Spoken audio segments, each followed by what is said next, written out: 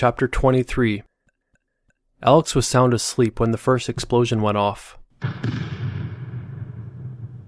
She immediately sat up and listened intently. The blaring alarm, followed by yelling and screaming, told her she was not dreaming. There was no indication as to what caused the blast, but it sounded like it had come from the cafeteria. Alex tried to put a story together in her mind that made sense. She figured it had to be a gas leak in the kitchen or a pipe that had burst.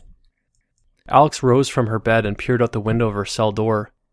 Under the moonlight that shone in through the glass ceiling, Alex saw shadowy figures running toward the cafeteria. On the northeast side of the prison, several guardians responded to the blast. They were not sure what to expect before they arrived, as they only knew as much as the prisoners at that point. For many of them, they were out of shape and inexperienced with these types of situations. They were not warriors ready for battle. They were operational supervisors that had grown accustomed to a sedentary lifestyle and orderly routine. The prison guardians gathered in the cafeteria just as another group of men were descending through the skylights. The infiltrators deployed a tear gas canister, which disrupted the vision and breathing of everyone not wearing a proper gas mask. While the guardians were impaired, they were quickly immobilized, having their hands and feet bound.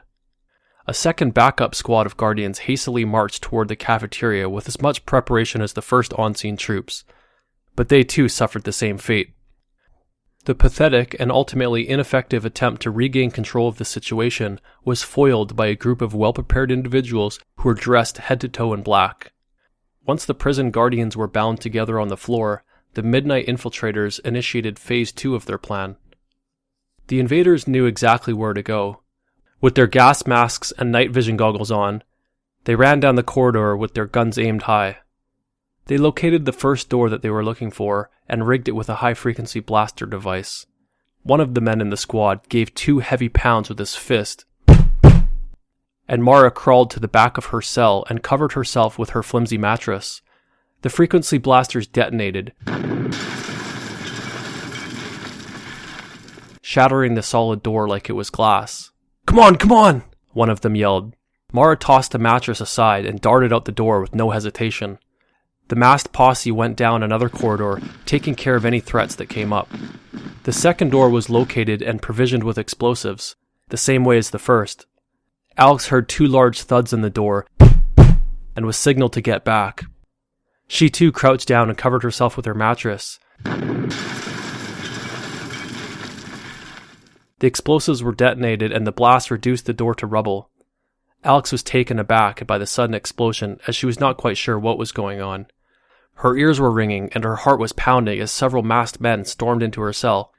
She thought about fighting, but they did not seem to want to hurt her. One of the men approached her and extended his hand. Sensing her reluctance, he tilted his mask up a bit to reveal his face. Milo, what are you doing?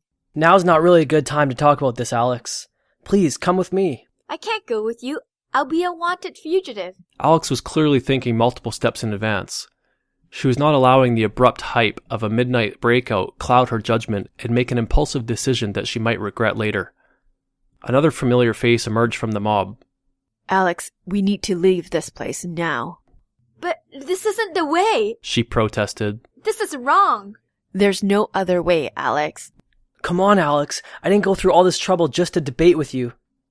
Alex thought about what her mum said. If she stayed, the worst she was looking at was 5 years.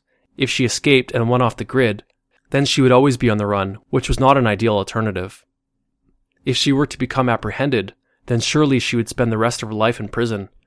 She reasoned the best strategy would be to remain in prison, pay off her debt to society, and await her release. I'm sorry. I'm not going with you guys. I don't want to live a life on the run. Well, then I'm sorry too, Alex.